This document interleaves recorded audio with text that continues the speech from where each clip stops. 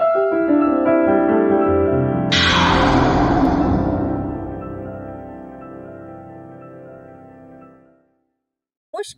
কেমন আছো তোমরা সবাই? আমিও ভালো আছি। আর মৌমানি রান্নাঘরে তোমাদেরকে আরও একবার স্বাগত।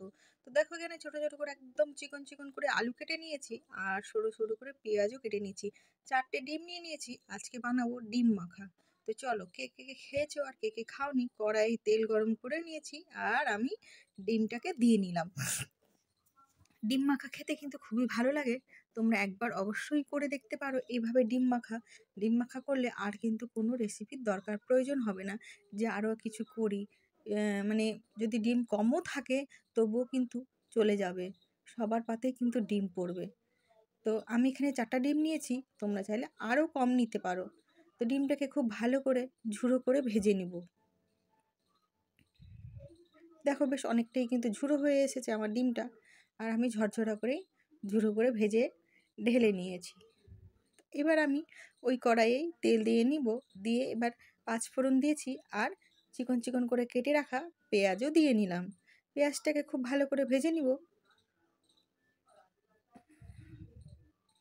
পেঁয়াজগুলোকে আমি ছাড়িয়ে নিচ্ছি, খুব চিকন করে পেঁয়াজ কাটা তো, খুব চিকন করে কিন্তু একদম পেঁয়াজগুলো কেটে নিয়েছি। আর যত চিকন করে পেঁয়াজ কাটবে ততই কিন্তু তরকারি টেস্টি হবে।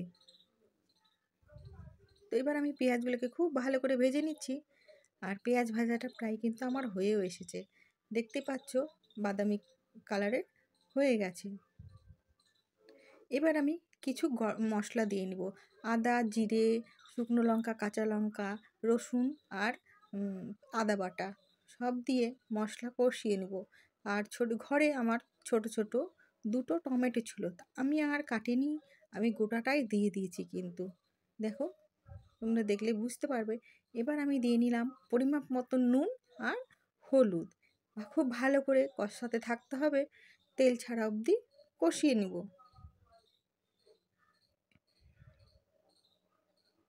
আমার অনেকটাই কিন্তু মশলা কষে এসেছে, তোমরা সেটা দেখেও বুঝতে পারছো।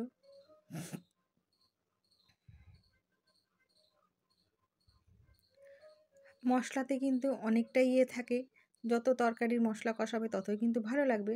এখানে দেখো, এবার আমি চিকন চিকন করে কেটে রাখা আলুটা কিন্তু দিয়ে নিলাম। এটাকে দিয়েও কিন্তু খানিকক্ষণ কষিয়ে নিব। এটা আলু ভাজার দরকার নাই। আর তোমরা যদি চাও যে না, আমি কাঁচা আলু খাবো না, তাহলে কিন্তু তোমরা একবার আলুটাকে ভেজে নিতে পারো। আলুটাকে দিয়ে খুব ভালো করে কষাতে হবে।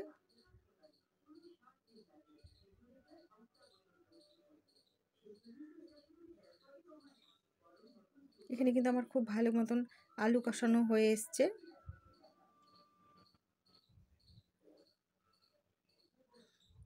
কড়াইয়ে যদি লেগে যায় তাহলে কিন্তু ভালো লাগবে না, এটা অনবরত কিন্তু একটু নাড়তে হবে।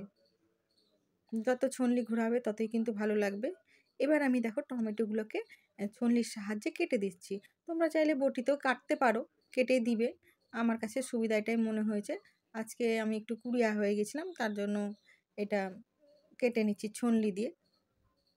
তোমরা চাইলে বটি বা চাকু দিয়েও কাটতে পারো। তো 2টো টমেটো দেখো আমি ছনলি দিয়েই কেটে দিলাম। আরও কিছুক্ষণ কষিয়ে নিব।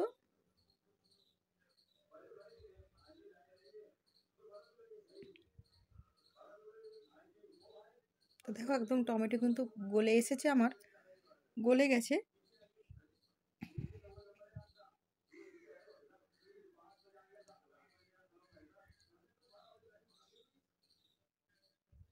আর মশলা কষানোও কিন্তু আমার হয়ে গেছে, একবারে কমপ্লিট।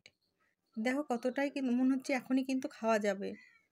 টমেটোও গলে গেছে, মশলাও একদম ভাজা হয়ে গেছে, কষানো হয়ে গেছে। এইভাবে কিন্তু আলু মাখাও করতে পারো তোমরা। এই রেসিপির সাথে ডিমটা হয়তো দিলে না, এইভাবে কিন্তু আলু মাখাটাও করে নিতে পারো।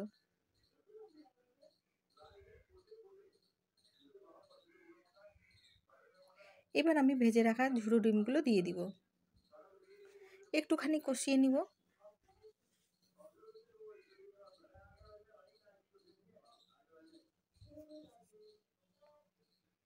খুব ভালো করে একটু কষিয়ে নিচ্ছি।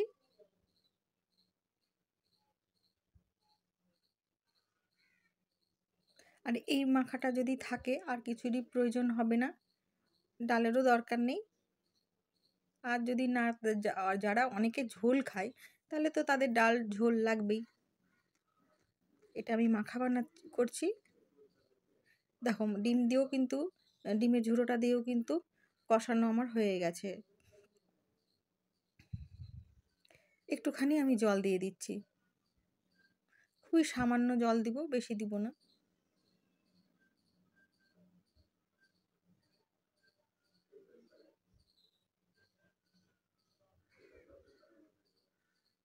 বেশি জল দেওয়ার দরকার নেই, সামান্য একটু জল দিলেই হবে।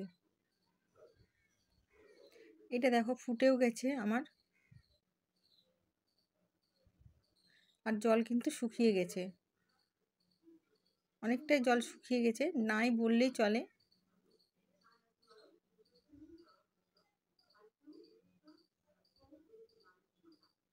এবার আমি গরম মশলাটা দিয়ে নিচ্ছি।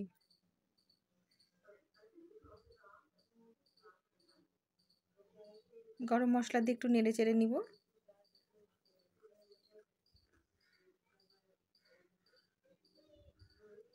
আমি আলুটা দেখলাম ওখানে সেদ্ধ হয়ে গেছে কিনা, আলুটা কিন্তু তখনই সেদ্ধ হয়ে গেছে মশলার সাথে কষানোর সাথে, কারণ আলুটা কিন্তু খুবই চিকন করে কাটা আর খুবই চিকন ছিল।